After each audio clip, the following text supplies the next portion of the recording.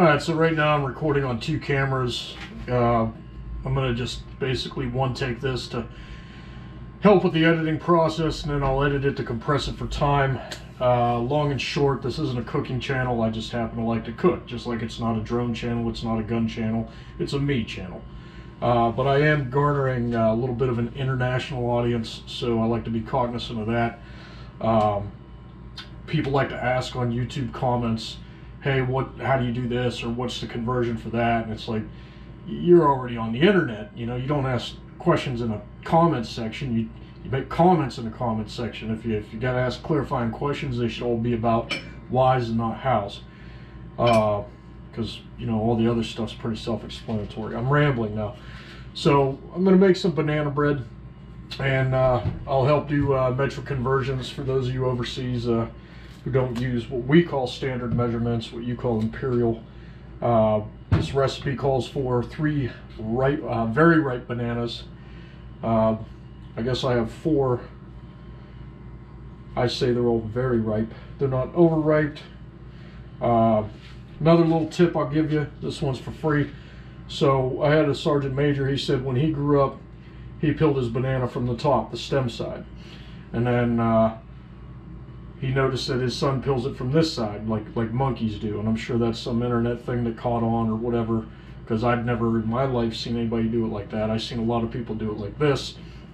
But I'm a little bit younger than that sergeant major and a little bit older than his kid. And kind of like develop my own way. Go from the center, like so. And then when you eat it, just break it off like that. Start eating it in your hand like previous and current generations do. So I don't got to cut these up or section them. They have to be mashed. I'm going to let the mixer do all that work. These bananas are perfectly ripe in my opinion.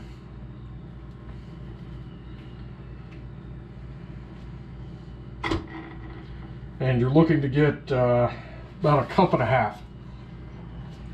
So metric conversion for that, you figure every cup is 240 milliliters.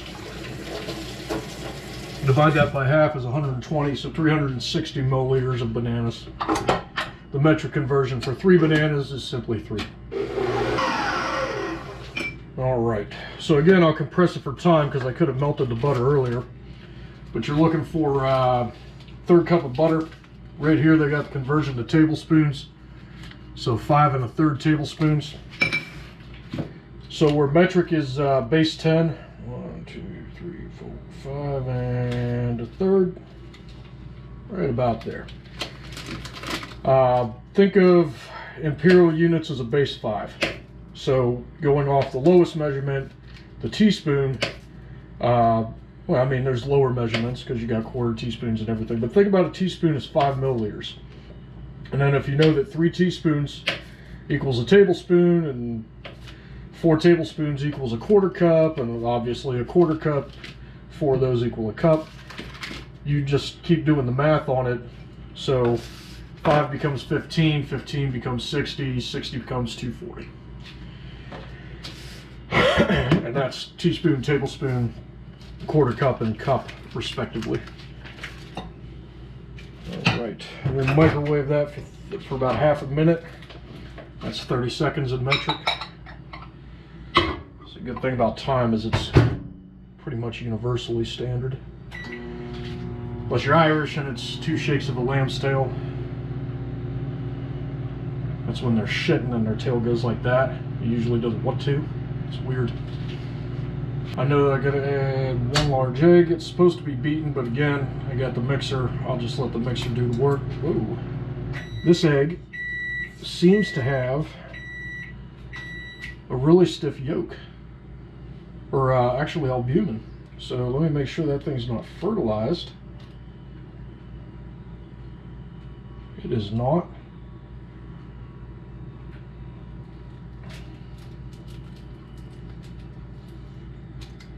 It's the weirdest I've ever had an egg crack.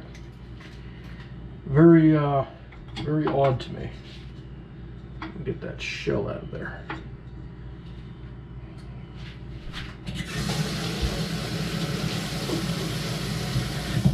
I'll do the rest of my liquid stuffs. Vanilla. Teaspoon of vanilla, again, metric conversion, 5 milliliters. I don't mind a little extra splash on that. Keep it going just a little bit. And we'll see if the butter's melted.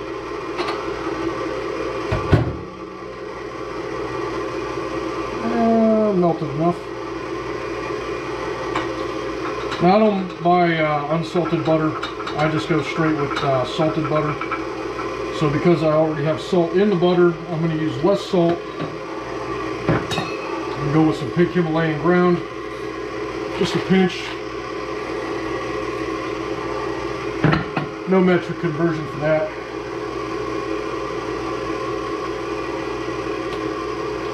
That'll do it for the salt.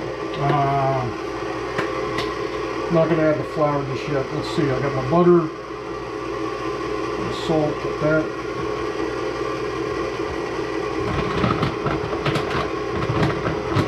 Do the baking soda. Should call for a teaspoon. I guess I should have added the dry stuff first. Yeah, just 1 teaspoon, 5 milliliters. Now again, I'm using volume because typically you do that in grams, but a teaspoon of baking soda is going to weigh less than a teaspoon of sugar. And speaking of sugar, we're going to be adding, I'm going to do 3/4 of a cup. So 2/4 of a cup is a 1/2 cup, right? So what I'm doing here is I'm basically not breaking out my 1/4 cup and dirtying another measuring device. And then tablespoons, because we need that extra 1/4.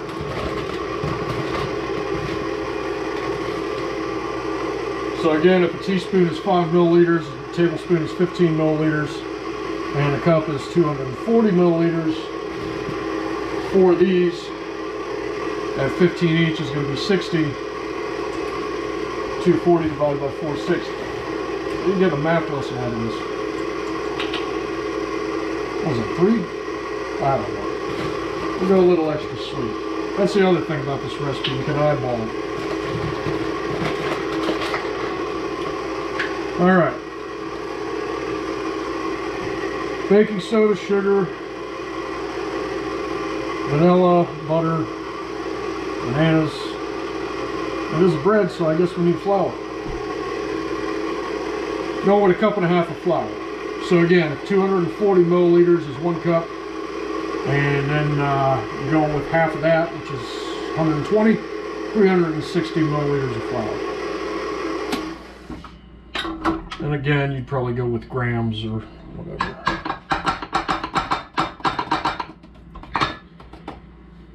That's probably not perfectly measured, but it's reasonable. Just got to be close. Close enough for all intents and purposes. Alright, I'm going to stop it there. I'm going to drop it. Give it a little hand mix.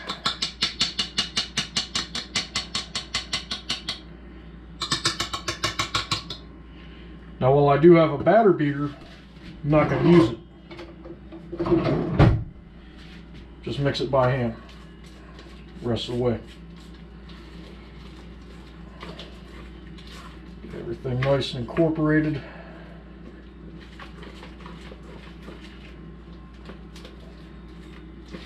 Look at that, nice smooth. Oh wait, I got 2 cameras. Nice smooth batter right there. Now this is only half the recipe. I mean, this will make a full loaf, but the other half is the cream cheese portion. So what I'm going to do with this, because I want to use the same mixing bowl, there. So I'm going to pour this off into the pan. I personally like cooking in Pyrex.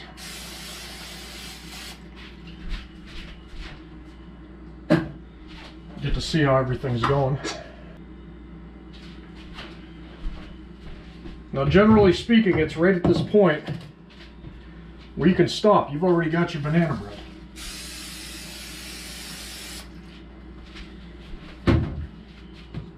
We're going to go above and beyond. All right, now here's where the twist comes in. We're going to do the cream cheese, so it's going to be a mix. So this calls for 8 ounces, and you can see that this is 8 ounces by weight and not volume because it goes in grams. So the conversion for 8 ounces is 266 grams. For those of you below metric. So I left this out overnight to soften.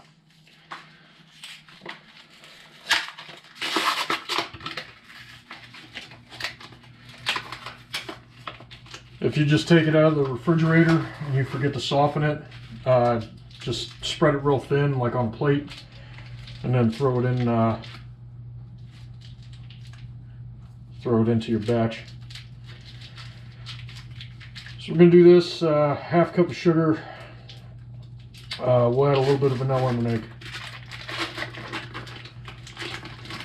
Now where you would use if you were doing like a cream cheese frosting, where you would do, we'll do a 1/4 cup of sugar now that I think about it.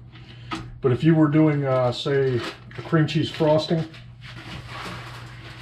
or filling, like if you were making a cheesecake where you would use powdered sugar, we're just going to stick with granulated here because it's going to go through the baking process and it's going into a bread, so I'm not too concerned. There I go using a half cup, 1/4 cup. So again, 1/4 cup, 4 tablespoons. There's 15 milliliters. There's 30. There's 45. And there's 60 total milliliters. Get that one large egg in there. That will crack just fine. And we'll do our vanilla a little bit more because I don't mind it. About a 1/4 teaspoon. Half a teaspoon. 2.5 milliliters.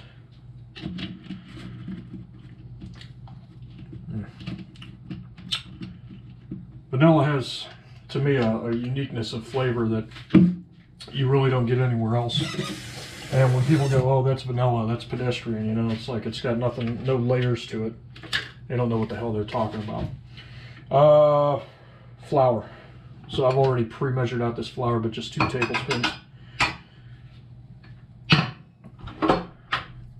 30 milliliters.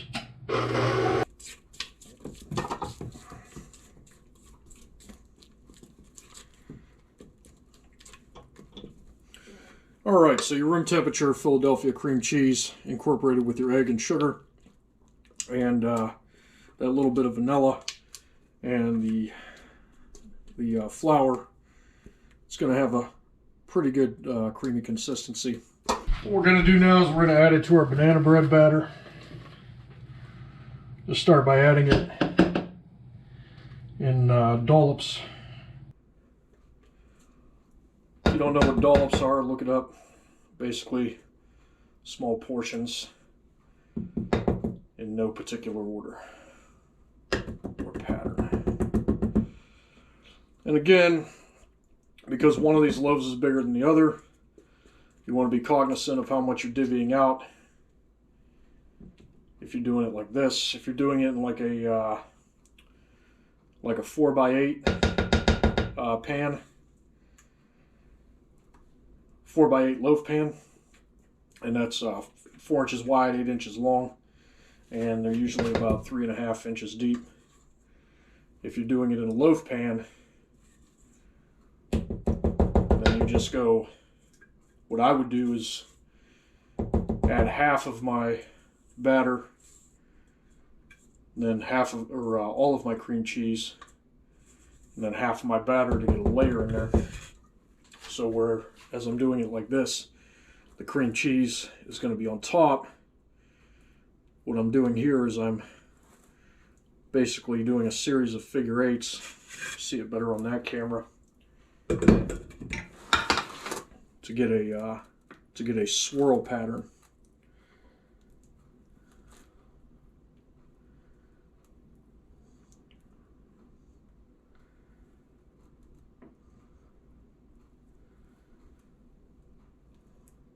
And I think that's enough right there. No swirl's going to be the same. And you want the beauty of a swirl, like if you're doing say Brookies, or you're doing like swirl brownies, peanut butter chocolate or something like that, or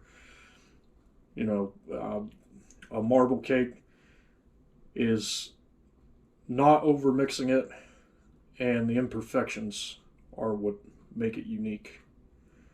But again, like a snowflake, no two swirls are going to be the same unless you're doing like Hostess cupcakes and shit.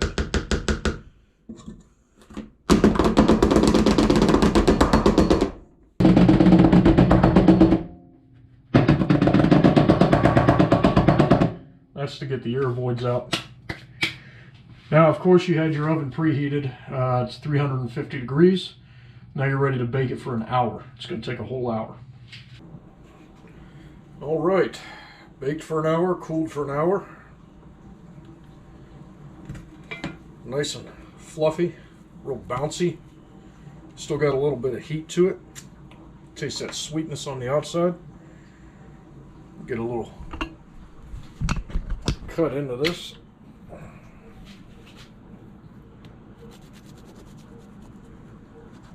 Nice little jiggle.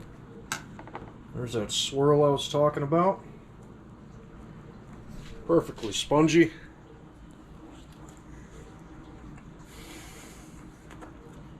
Pretty damn good on its own. Would only be enhanced by maybe a pat of butter, but you could just tell that's good.